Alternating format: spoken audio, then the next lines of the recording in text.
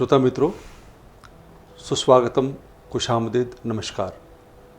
इरशाद साहित्य मंचનો અંક 10 લઈને અમે ઉપસ્થિત થયા છીએ। અંક 10માં જે બે મહાનુભાવો આપણી સાથે ઉપસ્થિત છે, એમાં પહેલા જે મહાનુભાવ છે એ વ્યવસાય કાયદા ક્ષેત્રમાં છે અને કવિતા એમનો શોખ હતો, એમની પેશન હતી અને એ પ્રમાણે એ આગળ વધ્યા છે। એમના 5 ગુજરાતી પુસ્તકો અને 1 હિન્દી પુસ્તક પ્રકાશિત થઈ ચૂક્યા છે। વડોદરામાં બુદ્ધ સભાનું સંચાલન ડૉક્ટર રશીદ મીર સાહેબના ગયા પછી એમણે સંભાળી લીધું છે। છંદ,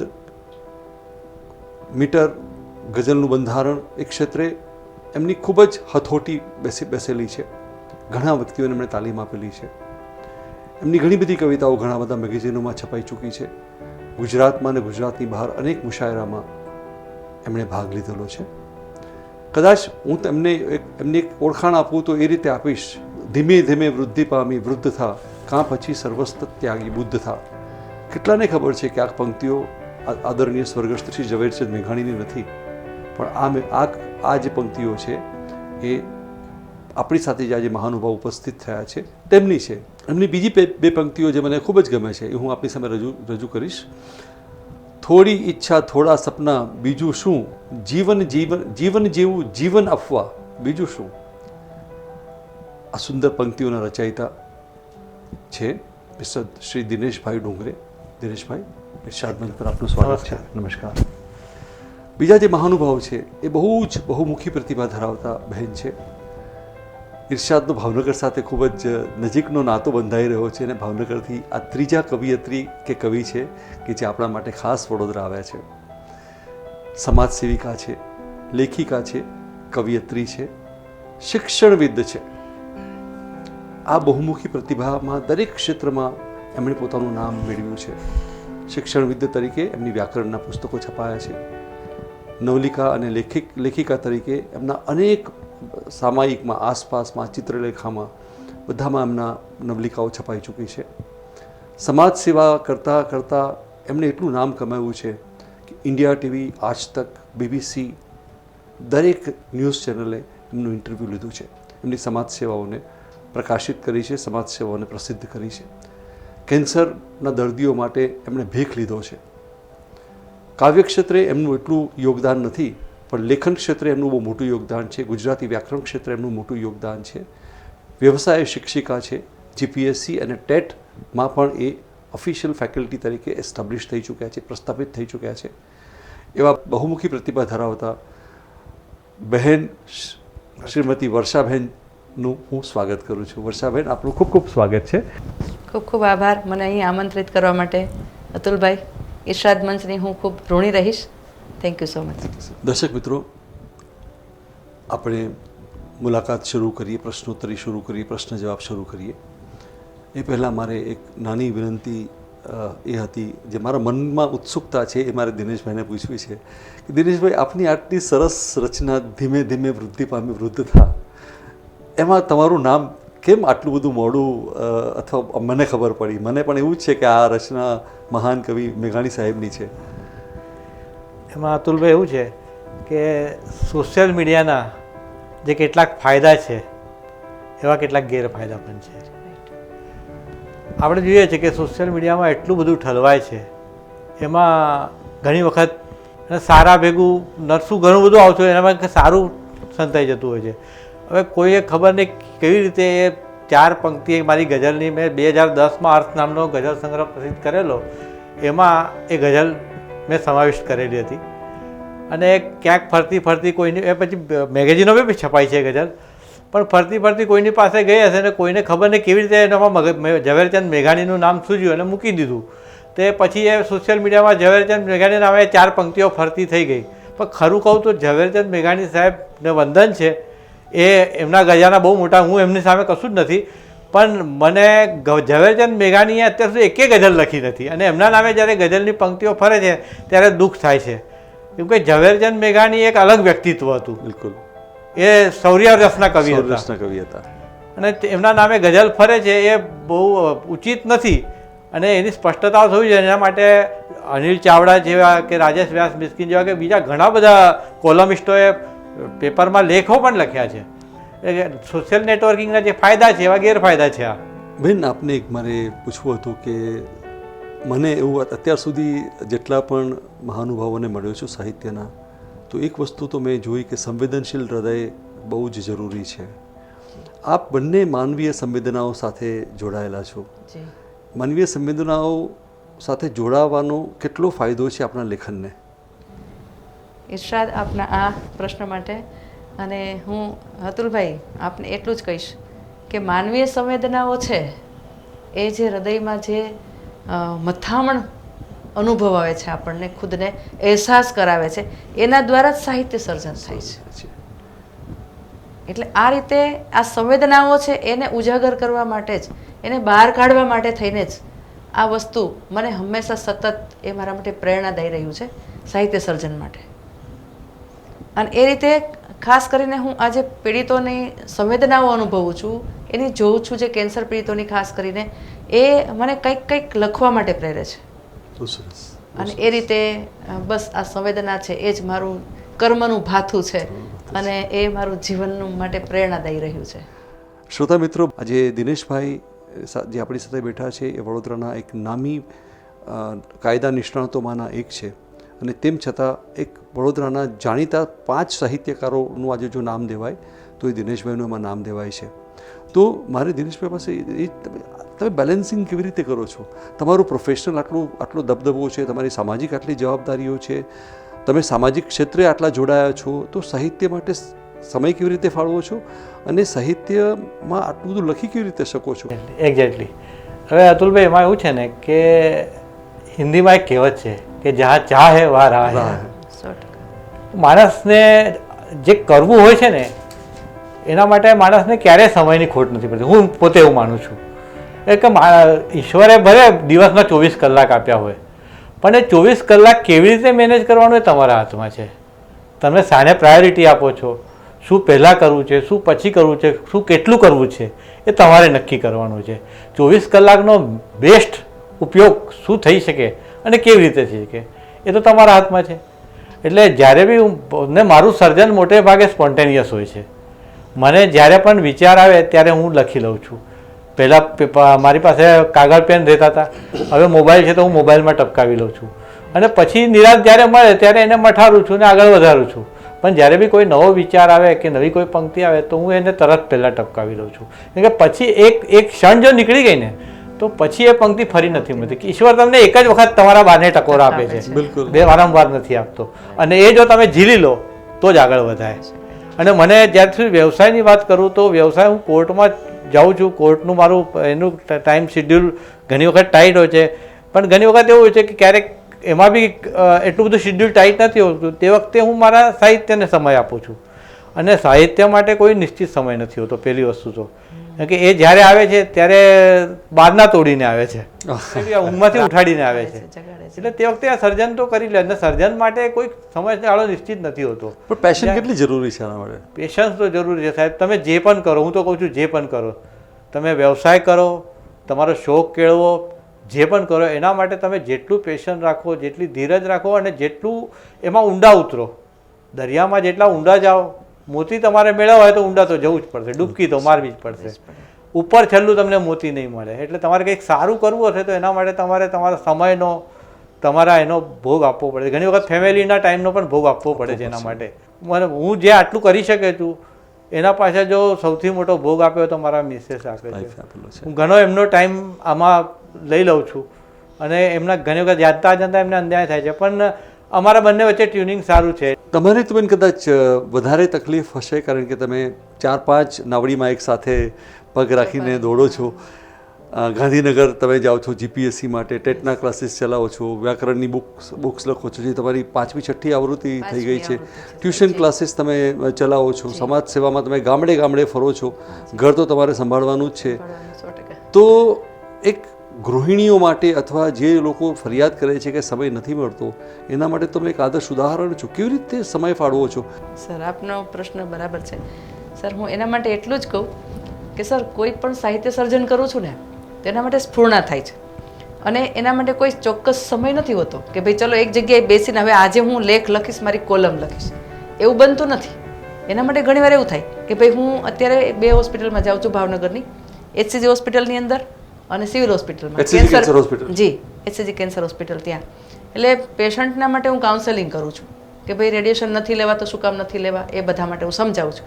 હવે પેશન્ટ એક ગયું હોય ને પછી મને દિમાગમાં એની કોઈ સ્ટોરી એવી સાંભળી હોય, એની વ્યથા સાંભળી હોય, પછી મને એક મારા દિમાગમાં વિચાર આવે અને તરત જ મારા મોબાઈલની અંદર જ, હવે પહેલાં હું નોટ પેન લખતી હતી કે ક્યાંય બી પેજમાં ને એમાં, પણ હવે મેં મારે મોબાઈલની અંદર જ મેં એક નોટબુક બનાવી છે, તરત જ હું એ ટપકાવી લઉં છું અને એના વિશે પછી કોઈ બીજું પેશન્ટ કદાચ ના હોય તો સતત મને વિચાર આવે ને સતત મારી કોલમ ટાઈપ થવા માંડે, ડાયરેક્ટલી મોબાઈલમાં ટાઈપ કરું છું અને આખી કોલમ સળંગ ચાલવા જ માંડે આ રીતે. પછી કોઈ આવીને ભાઈ એમ કહે કે ચલો બીજું પેશન્ટ છે, તમને મેમ સર બોલાવે છે કે આને તમે મળો ને, તો હું કહું ચલો આવું છું, એટલે પછી ત્યાંથી અટકી જાય પાછું, પછી આખી કોલમ ફરીવાર હું વાંચું, પછી એ વિચાર આવે ત્યારે ફરીવાર આગળ ચાલે છે.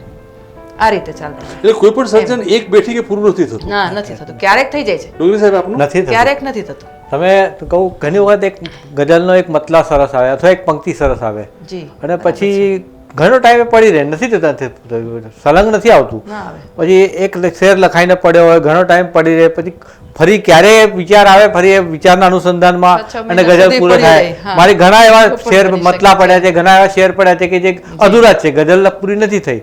પણ ઘણી વખત એવું બી થાય છે અતુલભાઈ કે એક જ ઝાટકે ગઝલ આખી લખાઈ જાય લખાઈ છે. જાય. રાત્રે મને હમણાં 2-4 દિવસ પરની જ વાત કરું કે રાત્રે ઊંઘ નથી આવતી ને જાગતો તો વિચાર કરતો તો એમાં પછી એકદમ જ એક પંક્તિ આવી, આપણે વાતચીતમાં કરીએ ને કે ભાઈ મને ફોન કરજે, તો બસ એ મને ફોન કરજે એ વાત પરથી મને પછી એક આખી ગઝલ સંઘેડા ઉતાર ગઝલ એક જ ઝાટકે લખાઈ ઉતરી ગઈ. જાય 100%. ક્યાં વાત. ભીતરમાં રુદન હો તો મને ફોન કરજે ને હિજરાય મન તો મને ફોન કરજે. પછી આ 2 પંક્તિ આવીને પછી સડસડા એક પછી 7 શેરની ગઝલ લખાઈ ગઈ આખી એક 5-7 મિનિટમાં. તો અને મને એક પ્રશ્ન, તમારા પ્રશ્નપતિ પ્રશ્ન સૂચ્યો છે અને આ પ્રશ્ન મેં ખાસ ઇરશાદ મંચ સાથે 17-18 વર્ષના છોકરાઓ જોડાયા છે, 20, 21, 22 વર્ષની છોકરીઓ જોડાવી છે અને લખી રહી છે અને ઘણી વખત મને ફોન કરે છે કે સર ગઝલમાં કેટલા શેર હોવા જોઈએ. હવે આ એક પ્રશ્ન છે કે ગઝલમાં ખરેખર કેટલા શેર હોય તો ગઝલ પૂરી કહેવાય. બીજું એ લોકો કહે છે કે સર અમને મતલા, મક્તા, રદીફ, કાફિયા આમાં થોડું ગૂંચવાડો થાય છે, તો એક કોઈક એપિસોડમાં તમે આ કવર કરો તો સારું. આમ જોવા જઈએ તો ગઝલ મતલાથી શરૂ થાય. મતલા એટલે જેમાં બંનેમાં પ્રાસ અનુપ્રાસ, આપણે ગુજરાતીમાં એને પ્રાસ અનુપ્રાસ કહીએ, હિન્દીમાં ગઝલની ભાષામાં એને રદીફ કાફિયા કહીએ. તો રદીફ કાફિયા બંને પંક્તિમાં આવતા હોય એને પહેલી જે પંક્તિ હોય એને મતલા કહેવામાં આવે અને પછીના જે આવે એ બધા શેર હોય. એમાં શું છે કે પહેલી પંક્તિમાં રદીફ કાફિયા ના હોય, બીજી પંક્તિમાં રદીફ કાફિયા હોય, પ્રાસ અનુપ્રાસ, એને પછી શેર કહેવામાં આવે. એટલે એવા 1, 2, 3, 4 જેવા શેરો કહો. હવે છેલ્લો જ્યાં શાયર પોતાના તખલ્લુસ અથવા ઉપનામનો ઉપયોગ કરે જે શેરમાં, એને મક્તા કહેવામાં આવે છે. હવે ગઝલનો કોઈ એવી નિશ્ચિત વ્યાખ્યા નથી કે ગઝલના આટલા શેર હોવા જોઈએ, પણ મારું માનવું એવું છે કે 5 શેરની ગઝલ એ મુકમ્મલ ગઝલ કહેવાય. મતલા, બીજા 3 શેર ને એક મક્તા. આ રીતે જો તમે મક્તા ના લખતા હોય તો છેલ્લો શેર. બહુ સરસ. આમ 5 શેરની ગઝલ હોય એને મુકમ્મલ પૂર્ણ ગઝલ કહી શકાય. બહુ સરસ. પણ પછી શાયરની જરૂરિયાત હોય, શાયરને લાગે કે ભાઈ હજી હું અભિવ્યક્ત પૂર્ણપણે નથી થઈ શક્યો, મને હજી 2 શેર આવે છે, તો એ 7 શેર લખી શકે છે. પણ એવું કહેવાય છે કે ગઝલમાં જનરલી છે ને કે એકી સંખ્યા હોવી જોઈએ, 5, 7, 9, 11. બીજા વિચારો માટે બીજી ગઝલો લખી શકાય છે. બિલકુલ બિલકુલ બિલકુલ. પછી શું થાય છે કે બહુ આપણે શેર લખીએ ને ગઝલમાં તો ગઝલ મોનોટોનસ બની જાય. કોમ્પેક્ટ જેટલી ગઝલ હોય 5 શેરની તો એ અસર કરતા વધારે હોય છે, એવું મારું પોતાનું. એક પ્રશ્ન પૂછું, જો આપને ખરાબ ના લાગે તો. સર્જનાત્મક વ્યક્તિઓ ધૂની હોય છે, મૂડી હોય છે, ક્યાંક ખોવાયેલા હોય છે અને આના કારણે જેમની સર્જનાત્મકતા વધે છે અર્થાત સર્જનાત્મકતાના કારણે જ એ મૂડી ધૂની અને ખોવાયેલા રહે છે. આ કેટલું સાચું છે આ વાત? એક વસ્તુ સાથે હું સંમત છું કે જે સર્જકો હોય છે, કોઈ પણ, એ પછી કવિ હોય, ચિત્રકાર હોય કે કોઈ પણ સર્જક હોય, એ ધૂની તો રહેવાના. અચ્છા. લાગણીશીલ, સંવેદનશીલ ને ધૂની તો રહેવાના જ. અને જે સંવેદનશીલ, ધૂની અને લાગણીશીલ હોય એ જ સર્જન કરી શકે ને. અચ્છા. કોઈ માણસ જેનામાં સંવેદના જ ના હોય કે સર્જન કેવી રીતે કરી શકે? બરાબર છે. એટલે ધૂની હોવાના, પણ એનો મતલબ એવો નથી કે સમાજથી અલિપ્ત છે. એટલો ટાઈમ જેટલો સર્જનનો કાળ હોય છે એટલા ટાઈમમાં એ પોતાનામાં ખોવાયેલો હોય છે, એટલે જેને આપણે ટ્રાન્સ પીરિયડ કહેવાય. બરાબર છે, બહુ સરસ. ટ્રાન્સ પીરિયડ એટલે માણસ જ્યારે બી સર્જન પ્રવૃત્તિમાં રત હોય છે ત્યારે ટ્રાન્સમાં હોય છે, ત્યારે આજુબાજુની દુનિયાથી બિલકુલ અલિપ્ત થઈ જતો હોય છે. અને જે માણસ આ રીતે અલિપ્ત થઈ શકે ને એ જ સારું સર્જન કરી શકે છે. એટલે ધૂની હોવાની વાત સાથે હું સંમત છું, પણ એ સમાજથી અલિપ્ત તો નથી થતો. એ એટલા ટાઈમ પૂરતો બરાબર છે કે સર્જનાત્મક પીરિયડમાં થઈ જાય છે, પણ પછી પાછો એ સમાજ સાથે જોડાય છે, કેમ કે એને તો જીવવું તો સમાજમાં જ છે ને. પણ કદાચ આ વસ્તુ તો ચિત્રકાર માટે પણ એટલી લાગુ પડે છે, દરેક સંગીતકાર માટે પણ એટલી લાગુ દરેક પડે છે. દરેક કલાકાર માટે કોઈ પણ સર્જન કરતું હોય, હું તો કહું છું ડોક્ટર સુધા, ડોક્ટર જ્યારે કોઈ સર્જરી કરતા હોય સર્જરી કરતા હોય ત્યારે ટોટલી સર્જરીમાં ઇન્વોલ્વ છે, ત્યારે બીજો કોઈ એના બીજો કોઈ વિચાર જ ના કરે ને. વિચાર કરતો એ સર્જરી સફળ કરી જ ના શકે. તો મને લાગે છે કે કદાચ તમે જે વાત કરી રહ્યા છો એક કવિને કવિતા સાથે અથવા સંગીતકારને સંગીતના સાધનો સાથે અથવા ચિત્રકારને ચિત્રકળા સાથે સાધના સાધકનો સંબંધ થઈ જતો લાગે છે કદાચ આ વસ્તુ. એ સાધકનો સંબંધ છે, સાધના હોય છે, સાધના પીરિયડ, જેને આપણે ઉર્દુમાં રિયાઝ કહે છે. રિયાઝ કહે છે. રિયાઝ કહે છે. આ પ્રશ્નોત્તરી અને વાતચીત આગળ વધારીએ તે પહેલાં એક આપની રચનાઓ સાંભળવાનો મને ક્યારની ઉત્સુકતા છે. તો બેન આપ અને દિનેશભાઈ જો એક એક આપની રચના સંભળાવો તો એક ઉત્સુકતાનો થોડોક અંત આવે. પ્લીઝ. ઇરશાદ. એક ગઝલ લખે છે ઇરશાદ કે અલગ પિંડ સૌનો વ્યથા પણ અલગ છે. અલગ પિંડ સૌનો વ્યથા પણ અલગ છે. અલગ પિંડ સૌનો વ્યથા પણ અલગ છે, દુવા પણ અલગ છે, દવા પણ અલગ છે. ક્યાં વાત હે. અલગ પિંડ સૌનો વ્યથા પણ અલગ છે, દુવા પણ અલગ છે, દવા પણ અલગ છે, ને અહીં આવતામાં થયો છે અનુભવ. આ તમને શેર અર્પણ Atulbhai. So kind of you. કે અહીં આવતામાં થયો છે અનુભવ, તમારા મલકની હવા પણ અલગ છે. ક્યાં વાત છે. અહીં આવતામાં થયો છે અનુભવ, તમારા મલકની હવા પણ અલગ છે, ને હરણની નજર દોડી દોડીને થાકી. હરણની નજર દોડી દોડીને થાકી. હરણની નજર દોડી દોડીને થાકી, જુદી છે તરસ, ઝાંઝવા પણ અલગ છે. ક્યાં વાત હે. ને શેર સાંભળો ઇરશાદ. કે નથી એક જેવા ઉકેલો બધાના, નથી એક જેવા ઉકેલો બધાના, નથી એક જેવા ઉકેલો બધાના, સમય દર સમય આપદા પણ અલગ છે. ક્યાં વાત. ક્યાં વાત હે. નથી એક જેવા ઉકેલો બધાના, સમય દર સમય આપદા પણ અલગ છે, ને પધારો ઘડી બે ઘડી આવી બેસો. વાહ. પધારો ઘડી ઘડી બે ઘડી આવી બેસો, છે લોકો અનોખા સ્વભાવ પણ અલગ છે. ક્યાં વાહ, વાત વાહ, હે. ક્યાં બાત હે. बहुत अच्छा. પધારો ઘડી બે ઘડી આવી બેસો, છે લોકો અનોખા સ્વભાવ પણ અલગ છે, ને મકતા ઇરશાદ. ભલે અંત નાદાન લાગે છે સરખો, દરેક માનવીની કથા પણ કથા અલગ પણ છે. અલગ છે. અલગ પિંડ સૌનો વ્યથા પણ અલગ છે, દુઆ પણ અલગ છે, દવા પણ છે. પણ અલગ છે. ક્યાં વાહ, વાત વાહ, હે, ક્યાં ક્યાં બાત હે. बहुत अच्छा, बहुत સરસ. કોઈક ખાસ પ્રસંગે આ કવિતા લખાઈ હતી અથવા કોઈ ખાસ સ્ફૂર્ણા થઈ હતી, કોઈ કવિતાનો ઇતિહાસ ખરો આ કોઈ? આ એક એવું થયેલું કે મારા એક મિત્ર હતા, તમે તબીબી વ્યવસાય સાથે સંકળાયેલા છો, હાજી. અને તે વખતે ગંભીર પરિસ્થિતિમાં હતું એમના બ્રધરનું, અને બહુ નાજુક એક્સિડન્ટ થયેલો હતો ને આ બધું ફાટી ગયેલું હતું. અને ડૉક્ટરે કહે કે સાહેબ આને તો કે બરાબર છે, દવા અમે અમારે દવા કરી, દુઆ તમે કરજો કે. અને એ દવા ને દુવાના એમાંથી આ શેરાયેલો કે અલગ પિંડ સૌનો વ્યથા પણ અલગ છે, દુઆ પણ અલગ છે, દવા પણ અલગ છે. મારે પણ આ ગીત રચના છે પ્લીઝ. કે તું સાંભળ. એટલે હું ઘરે કામ કરતી હતી, રસોઈ બનાવતી હતી, અને મારા દીકરાનો ફોન આવ્યો, નાના દીકરાનો, કે મમ્મી મારે કાલે એક્ઝામ છે, મારા આમ છે તેમ છે, હું શું કરું? એટલે મેં તું વાંચ બરાબર. તો કે ના હું બહુ ટેન્શનમાં છું, શું કરી શકું, બહુ હાર્ડ પેપર છે આમ તેમ.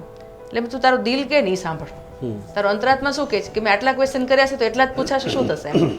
મેં તારું અંતરાત્મા કે ને તારું દિલ કે ને એમ, તું આ દિલને સાંભળ. અને તરત જ ભાખરી ખાતા મારા દિલમાં આખી આ ગીત રચના આવી ગઈ. એટલે એ હું આપની સમક્ષ સંભળાવું છું. પ્લીઝ. શીર્ષક છે તું સાંભળ. તું સાંભળ. તું સાંભળ દિલની વાત. અચ્છા. તું સાંભળ દિલની વાત, જ્યારે મન પર થાય વજ્રાઘાત, રે મનવા તું સાંભળ દિલની વાત. બસ આટલી આ પંક્તિ આવી. પછી આગળની બીજા દિવસે એમાં રૂટીન શરૂ થયું, આ તે બધું. એટલે એમાં બીજો એનો બંધ છે. હાજી. વેદનાઓનું તો કર્કરોગ જેવું. કર્કરોગ, કેન્સર. કેન્સર. વેદનાઓનું તો કર્કરોગ જેવું, જેટલી વિસ્તારો એટલી વિસ્તરે.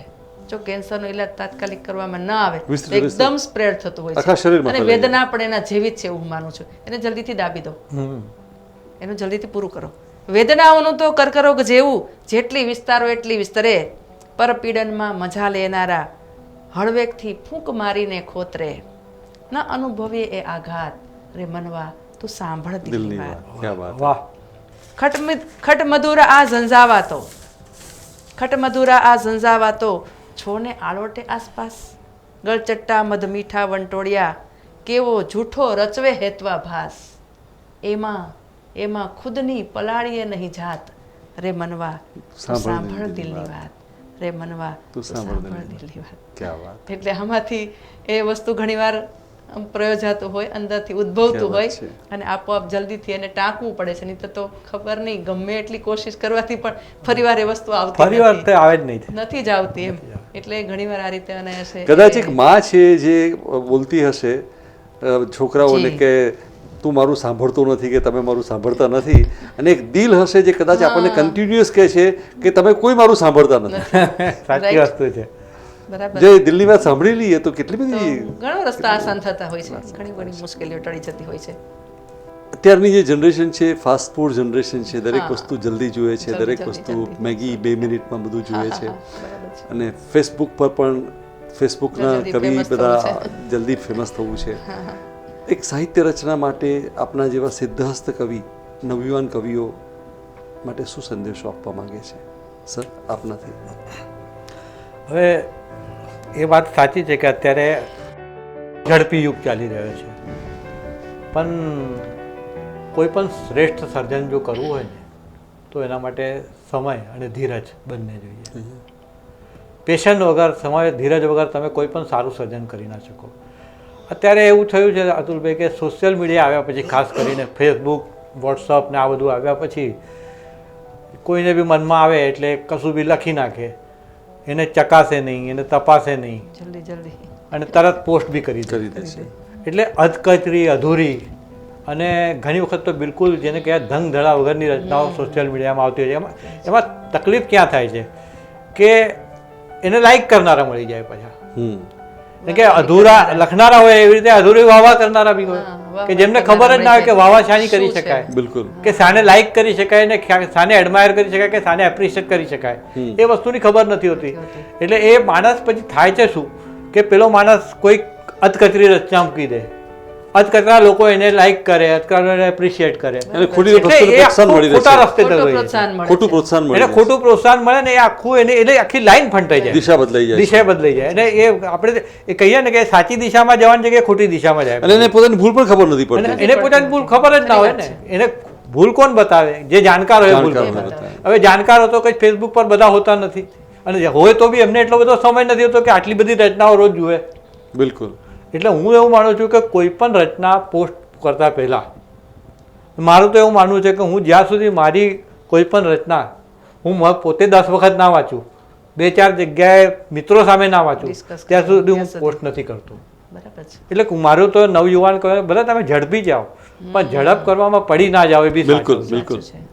ખોટા રસ્તે ના દોરજો બટ આપના અનુભવોથી કોઈ નવોદિતોને માર્ગદર્શન ખરું કે ખરેખર સાહિત્યની સેવા કરવા માટે રચવા માટે શું જરૂરી છે ના 100% સર સર અત્યારે કેટલાક એવા ગ્રુપ વોટ્સએપમાં ને એ બધામાં ક્રિએટ થયા છે કે એની અંદર કોઈક શબ્દ આપવામાં આવે તરત ફટાફટ રચના લખો બીજા દિવસ સુધીમાં મૂકવી જોઈએ એમાં કેટલા બધા સર્જકો કે કેટલા બધા નવા નવા રાફડા ફાટ્યા છે હું માનું છું કે પેલા ચોમાસામાં મશરૂમ જે- જે હોય ને હા, બિલાડીની હા, ટોપની જેમ એ જ હું કહેવા બધા જાઉં છું, સર. અને એમાં થાય છે શું કે ચોમાસાની અંદર જેમ પેલા બિલાડીના ટોપ ને ફૂટી ઘાસ નીકળે એવી નીકળે રીતે. એમ બધું ફૂટી પણ નીકળે બેનનું આયુષ્ય બી ટૂંકું હોય છે નથી. કશું સર. કોઈ બીજે દિવસે હું કહું છું 4 દિવસ પછી એને કોઈ યાદ બી નહીં યાદ કરે બી નહીં કરે. યાદ બી નહીં અને કરે અત્યારે એટલા બધા કોપી પેસ્ટ પણ એટલા બધા સર થાય છે કે સારામાં સારા મોટા શ્રેષ્ઠ ગઝલકારોની રચના પણ પોતાના નામે ચડાવી દેનારા કેટલા બધા છે આજકાલ કે ત્યારે આપણને નવાઈ લાગે કે આટલું મોટું જૂઠાણું અને પાછું કોઈનું તખલ્લુસ હોય તો એનો જગ્યાએ પોતાનું તખલ્લુસ મૂકીને પોતાનું નામ મૂકીને એ પોતાની રચનાની પોતાની વાહવાહી રચના કરતા હોય સાચી છે. વાત. એટલે આ તો સર બહુ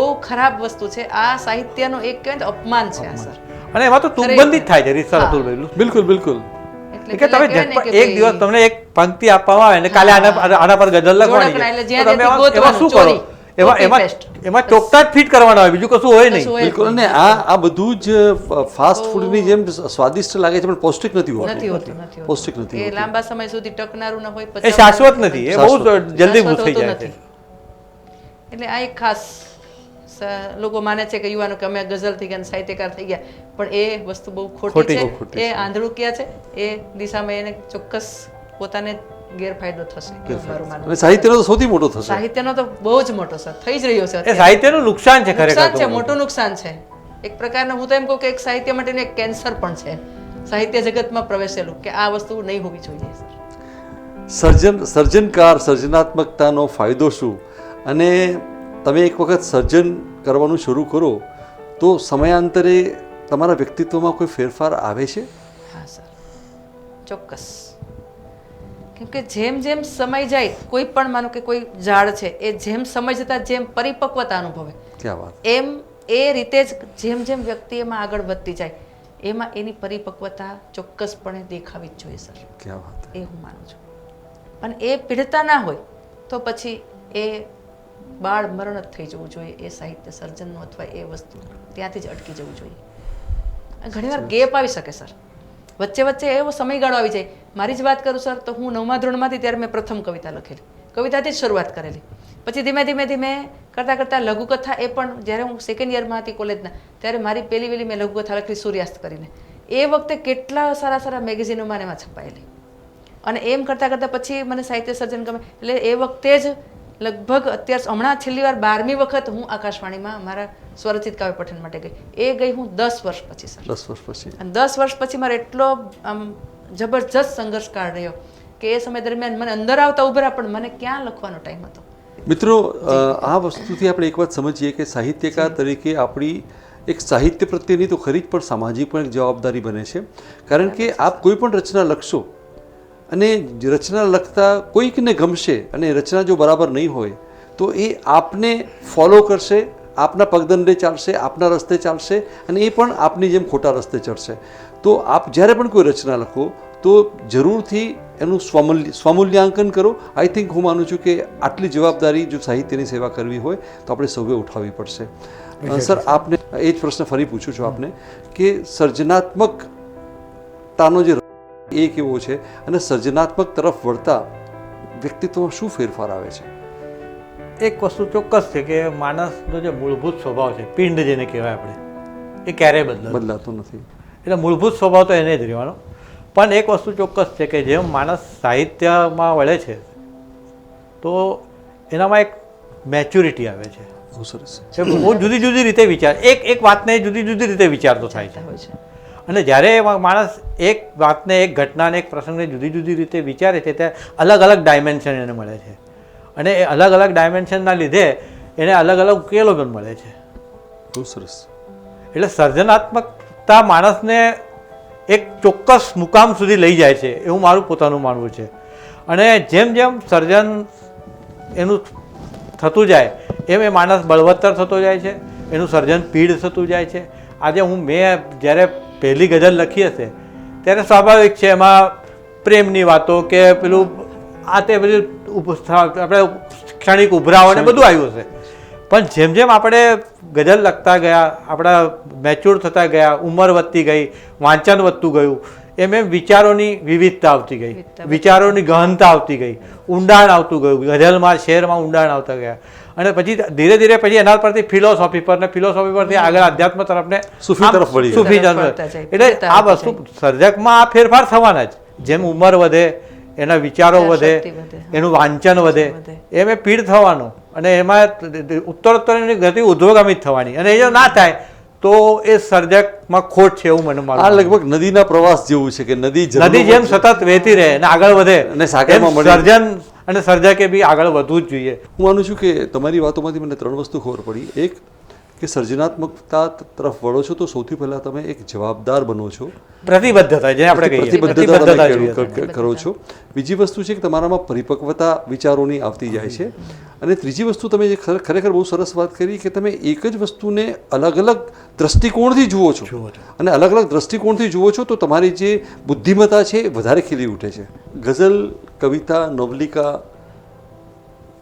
એ આપણે બાલાશંકર સાહેબના ટાઈમથી જોઈએ અને એ બધા પછી ઉમાશંકર જોશી સાહેબનો પીરિયડ આવ્યો, ત્યાર પછી ચીનુ મોદી સાહેબ અને શેખાદા મબુવાલા એ બધાનો એક સમય આવ્યો, બરકત વિરાણી સાહેબ હતા, બેફામ સાહેબ હતા, અમૃત ઘાયલ સાહેબ હતા, મરીજ સાહેબ હતા. તો ગાલિબના સમયથી, કંથરિયા સાહેબના સમયથી, મનોજ ખંડેરિયા અને પછી આપની બધાની પેઢી જે આવી છે, શું બદલાવ જોયો આપે સાહિત્યમાં, નવલકથામાં કે પદ્ય રચનાઓમાં?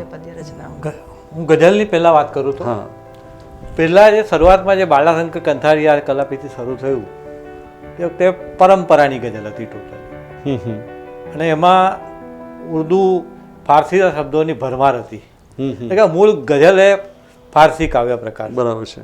ત્યાંથી આપણે ઉર્દુમાં ને હિન્દીમાં ને પછી બીજી અન્ય ભાષાઓમાં આવ્યો. એટલે મૂળ જ્યારે શરૂઆતમાં ગુજરાતી ગઝલ લખાતી હતી એમાં પુષ્કળ માત્રામાં, પ્રચુર માત્રામાં ફારસી ઉર્દુ શબ્દો રહેતા હતા. આપણે શહીદાની ગઝલો જોઈએ કે બાલાશંકરની ગઝલ કે કોઈની બી ગઝલો જોઈએ, પણ પછી ધીરે ધીરે એમ ગઝલ આગળ વધી તો ગઝલનું ગુજરાતીકરણ થયું. રહી પરંપરામાં જ ગઝલ, મરીજ સુધી બધા પરંપરાના ગઝલકારો હતો, મરીજ, બેફામ, ઘાયલ સુધી બધા પરંપરાના ગઝલકારો. એ લોકો એક પરંપરા ગઝલની જે આવેલી એમાં જ ગઝલો લખતા હતા.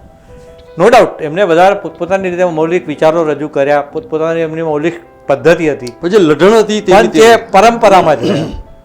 પણ એ પછી આદિલ મંસૂરીથી આપણે શરૂ કરીએ તો આદિલ મંસૂરી છે, મનોજ ખંડેરિયા છે, પછી આપણા ચીનુ મોદી સાહેબ છે, કે પછી મનોહર મોદી સાહેબ છે, આ લોકો એક અલગ ભાત પાડી. એ લોકો ગઝલને પરંપરામાંથી આધુનિકતા તરફ લે, નવા નવા કલ્પનો, નવા નવા પ્રતીકો, નવા નવા વિચારો રજૂ કર્યા એમને. અને ગઝલને પેલા શરાબ શબાબને એમાંથી ચાલીમાંથી ને એમાંથી બહાર કાઢી અને નવા નવા કલ્પનો, નવા એ ઉપયોગ કરીને એમને ગઝલને આધુનિક બનાવવાનું કામ કર્યું. એટલે એક નવી શરૂઆત ત્યાંથી કરી આપી. પરંપરાની 2 પેઢી પછી ત્રીજી પેઢી આવી, એમને ગઝલને આધુનિકતા તરફ આપી. આ થઈ ત્રીજી પેઢી. અત્યારે જે ચાલી રહ્યો છે ગઝલનો 4થો તબક્કો ચાલી રહ્યો છે, અનુઆધુનિક ગઝલનો તબક્કો ચાલી રહ્યો છે. અત્યારના જે ગઝલકારોને તમે જોશો તો એમની ગઝલ કહેવાની રીત આખી અલગ છે.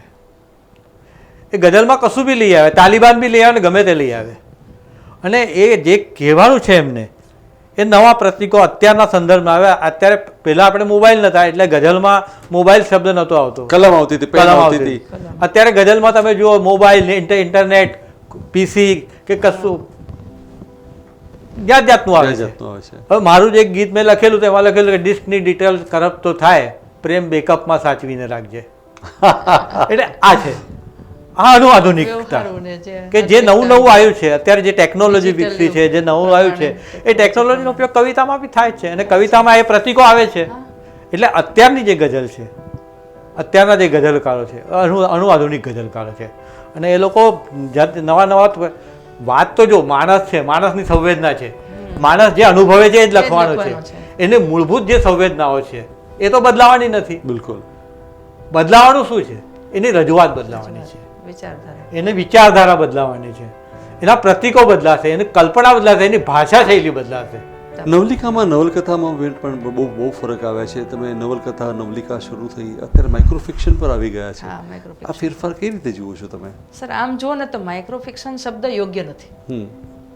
લઘુકથા માટે કે લાઘવિકા અથવા લઘુકથા છે, ભલે પછી 2 લાઈનની પણ હોય, 2 લીટીની પણ હોય, પણ એ લઘુકથા જ કહેવાય.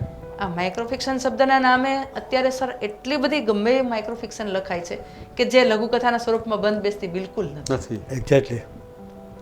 ખરેખર લઘુકથા જે શબ્દ છે ને વર્ષાબેન, એ જ સાચો શબ્દ છે, એ જ સાચો છે. કે લઘુકથા એક પેરાની બી હોઈ શકે, હા, એક પાનાની બી હોઈ શકે, અમુક શબ્દોની બી હોઈ શકે. એનો વિભાવના જ લઘુકથા છે, એનું તથ્ય છે જ બરાબર, અને અંત ચોટ હોવી જોઈએ, અંત ચોટદાર હોવું જોઈએ. શોર્ટમાં તમારે જે વાત કરવી છે ચોટદાર રીતે વાત કરો, એ લઘુકથા. બાકી અત્યારે તમે સર જો માઇક્રોફિક્શન માટે પણ એવા બધા શબ્દોને એટલા બધા કહે ને, રાફડા ફાટે છે, અમુક એવી કોમન પેલી બધી શું કહેવાય આ એપ દ્વારા પ્રતિલિપિ આ તે સમથિંગ ગમે એમાં નાની ગમે એમ 2-4 લીટી મૂકીને કે માઇક્રોફિક્શન, તો આ માઇક્રોફિક્શન શબ્દ જ ખોટો. કોઈક એવી પરિસ્થિતિ બેન આપની અને દિનેશભાઈ આપની, કે એક પરિસ્થિતિ આપને યાદ હોય કે જે પરિસ્થિતિમાં તમારી એક મનપસંદ રચના તૈયાર થઈ હોય, કદાચ નવલિકા કે નવલકથા કે લઘુકથા, અને આપના કોઈક સરસ મકતા કે મતલા સોરી કોઈ મતલા તમને મળી ગયો હોય અને તમે લખી બેન શક્યા બેન હોય. સર હું છે ને કોઈ દિવસ જન્માક્ષરમાં માનતી નથી ઓકે. અરે વાહ અને એમાં મારા જન્માક્ષર પણ નથી. હા હા. પણ હવે દીકરાઓ મોટા થયા અને થોડું ઘણું પેલી બધા સગાઈના અને માગાના બધા કેણાવતા હોય સગાઈ માટેના, ત્યારે સામેવાળા જન્માક્ષર માગે. ઓકે.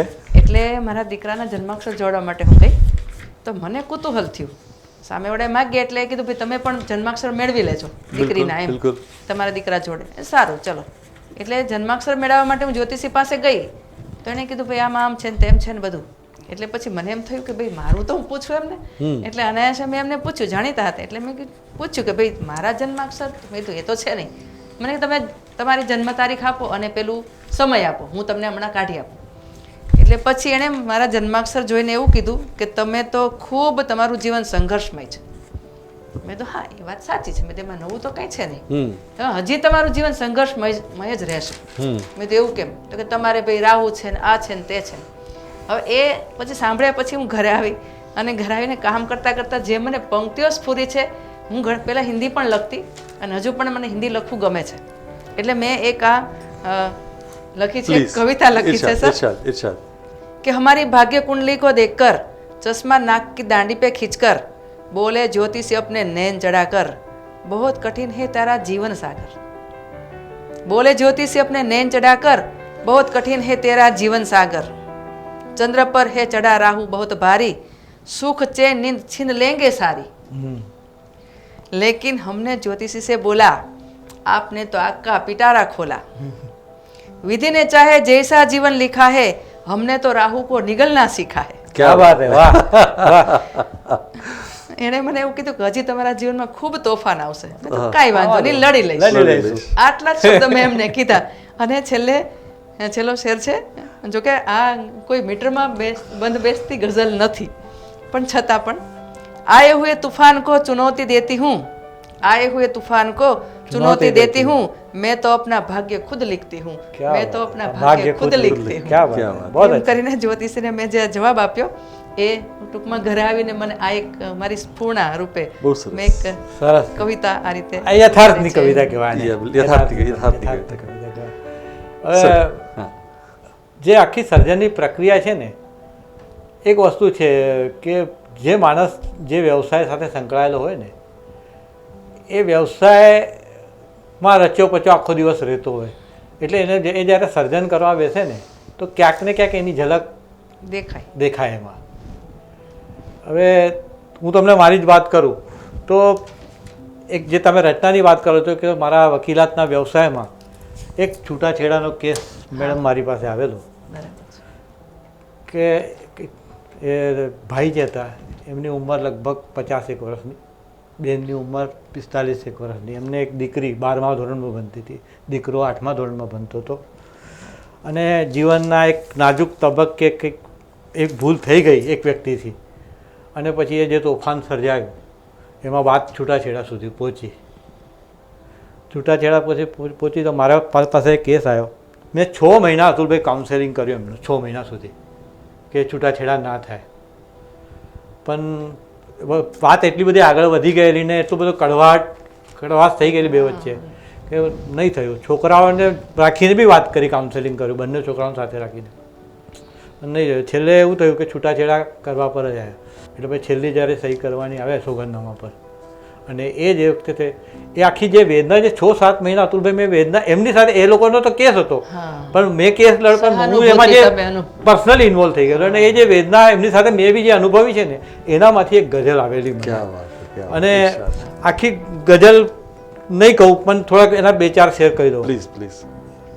એનો મતલબ એવો હતો કે તમારી આંખ ઝૂકી તો ઝૂકીને સહી કરી દીધી, તમારી આંખ ઝૂકી તો ઝૂકીને સહી કરી દીધી, અમે અસ્તિત્વને ગીરવે મૂકીને સહી કરી દીધી. તમારી આંખ ઝૂકી તો ઝૂકીને સહી કરી દીધી, અમે અસ્તિત્વને ગીરવે મૂકીને સહી કરી દીધી, ને પ્રણય આઘાત અકળામન રુદન ગુસ્સો અને ઉચાટ. પ્રણય આઘાત અકળામન રુદન ગુસ્સો અને ઉચાટ, અભેરાઈ પર બધું મૂકીને અમે સહી કરી દીધી. અને છેલ્લે કે સહ્યું છે એમ સહેવાયું, જીવ્યા છે એમ જીવાયું, સહ્યું છે એમ સહેવાયું, જીવ્યા છે એમ જીવાયું, અનુત્તર પ્રશ્ન ઈશ્વરને પૂછીને સહી કરી દીધી.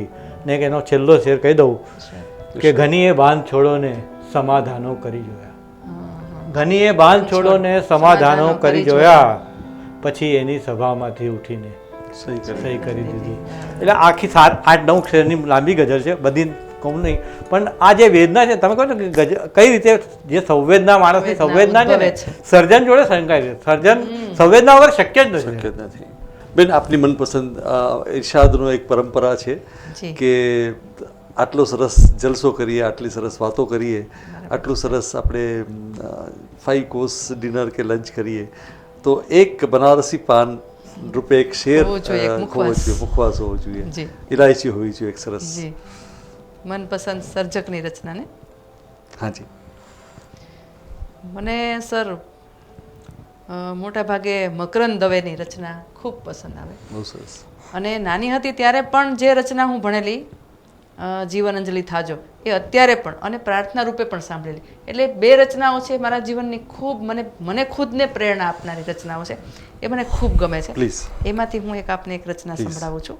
જો કે જીવન અંજલિ થાતો અમે સ્કૂલમાં પ્રાર્થના કરતા હતા બેન. હા, અને એમાંથી પણ મને ઘણીવાર આ નાનપણમાં જે મોટિવેશન મળ્યું છે ને અત્યારે જે એ હું તો એમ માનું છું કે એ એનું મૂળ છે, એનો પાયો છે.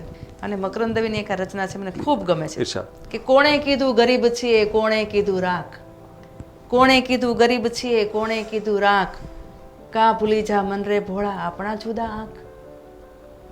થોડાક નથી સિક્કા પાસે, કે થોડાક નથી સિક્કા પાસે, થોડીક નથી નોટ, એમાં તે શું બગડી ગયું, એમાં તે શી ખોટ. ઊંચ નીચના ભેદભાવ અત્યારે સમાજમાં જોવા મળે છે. એ માટે ઉપરવાળી બેંક પેટી છે આપણી માલમ માલ, ઉપરવાળી બેંક બેઠી છે આપણી માલમ માલ, આજનું ખાણું આજ આપે ને કાલની વાતો કાલ. કે ઉપરવાળી બેંક બેઠી છે આપણી માલમ માલ, આજનું ખાણું આજ આપે ને કાલની વાતો કાલ. ધૂળીએ માર કંઈક મળે જો આપણા જેવો સાથ, સુખ દુઃખની વાર્તા કહેતા બાથમાં ભીડી બાત. ખુલ્લા ખેતર અડખે પડખે માથે નીલું આભ, વચ્ચે નાનું ગામડું બેઠું, ક્યાં છે આવો લાભ. પ્રકૃતિને માણવાની વાત. સોનાની તો સાંકડી ગલી હેતુ ગણતું હેત. ખૂબ આ મને પંક્તિ ગમે સર, કે સોનાની તો સાંકડી ગલી હેતુ ગણતું હેત, દોઢિયા માટે દોડતા જીવતા જોને પ્રેત. ક્યા વાત.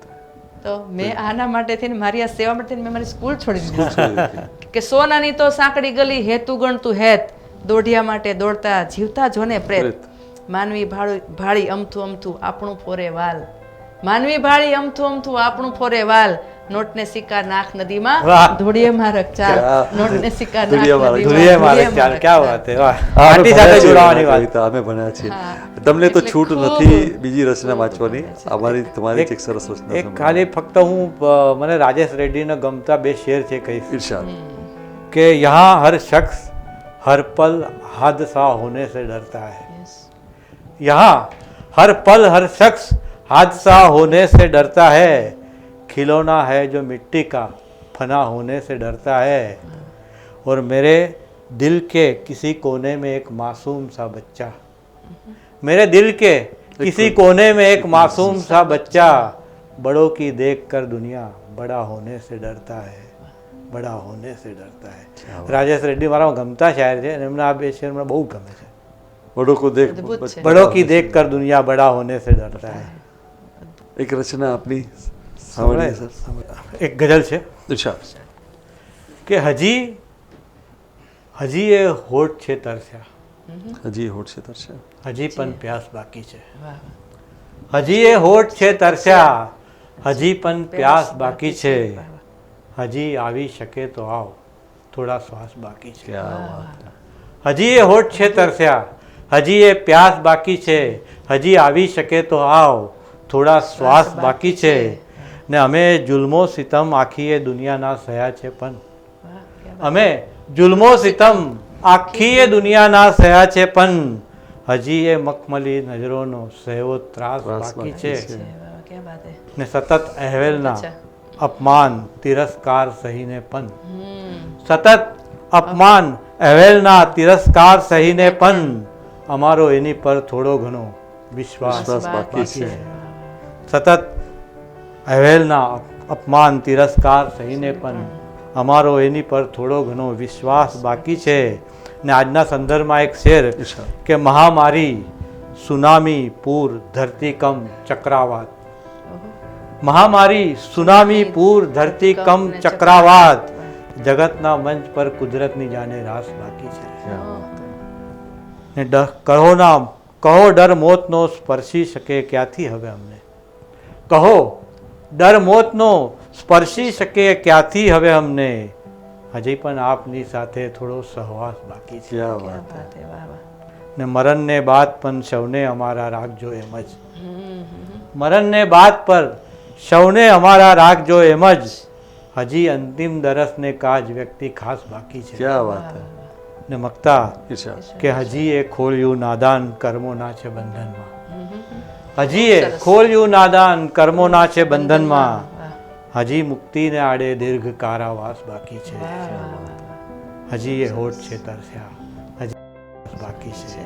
હજી આવી શકે તો આવ, થોડા શ્વાસ શ્વાસ બાકી છે. વાહ, ક્યાં બાત હે. દિનેશભાઈ, વર્ષાબેન, આપનો ખૂબ ખૂબ આભાર. ખૂબ જ સરસ ચર્ચા કરી, ખૂબ જ સરસ વાતો કરી, ખૂબ જ સરસ રચનાઓ આપે સંભળાવી, ખૂબ જ સરસ માર્ગદર્શન આપ્યું.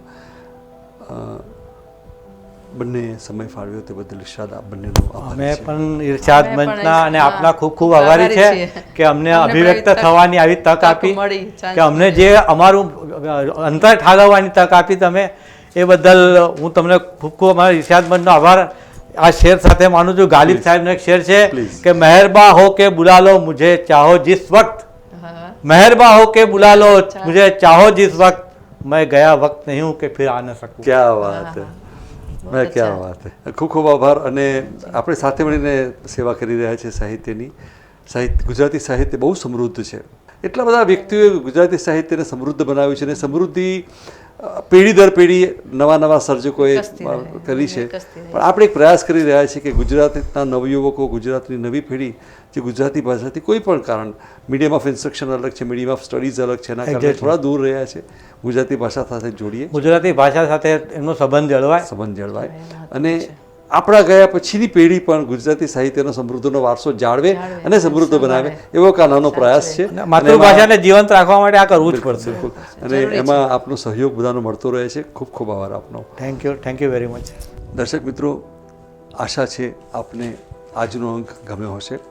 હંમેશની જેમ આપની કોમેન્ટ્સ, આપના સુઝાવ, આપના સૂચનો, આપનું માર્ગદર્શન, આપની ભલામણો પ્લીઝ અમને આપતા રહેશો. આપને કોઈ ખાસ કવિને મળવું હોય, ખાસ રચનાકારને મળવું હોય, ખાસ વસ્તુ વિશે જાણવું હોય તો આપ અમને જરૂરથી લખો. અમારા ફોન નંબર, અમારું ઈમેલ આઈડી હંમેશા તમને સ્ક્રીન પર દેખાશે. ઈર્ષાદ ફેસબુક, યુટ્યુબ અને વોટ્સએપ દ્વારા ચાલે છે. અને સિદ્ધહસ્ત કવિઓ આ ત્રણેય માધ્યમો સાથે ઈર્ષાદ સાથે જોડાયા છે. આપ ઈર્ષાદના આ મંચનો લાભ લો, ફાયદો લો, અને આપની સાહિત્યની જે શોખ છે, આપની જે સાહિત્યની જે ભૂખ છે, એ આ મંચ તમને ચોક્કસ સંતોષ આપવામાં મદદ કરશે એવો અમારો વિશ્વાસ છે. આવો ઈર્ષાદ સાથે જોડાઈ ગુજરાતી સાહિત્યને વધુ સમૃદ્ધ બનાવીએ, ગુજરાતી સાહિત્યનો પ્રસાર કરીએ, ગુજરાતી સાહિત્યની સેવા કરીએ. અને ગુજરાતી સાહિત્યની સેવા કરવા માટે એક મારા તમામ વોટ્સએપ ગ્રુપ ચલાવતા, ફેસબુક ચલાવતા અને અન્ય માધ્યમો દ્વારા ગુજરાતી સાહિત્ય સાથે જોડાયેલા મિત્રોને એક વિનંતી છે કે ખોટા સાહિત્યને, ખોટી રચનાઓને પ્લીઝ પ્રોત્સાહન ના આપશો. ગુજરાતી ભાષાનું આપણે જાણે અજાણે નુકસાન કરી રહ્યા છીએ. ગુજરાતી ભાષા આપણે સમૃદ્ધ કરીએ સાથે મળીને, અને ગુજરાતી ભાષાની સેવા કરીએ. ત્યાં સુધી આગલા અંકમાં મળીએ ત્યાં સુધી ધન્યવાદ, શુક્રિયા, ખુશામદેદ.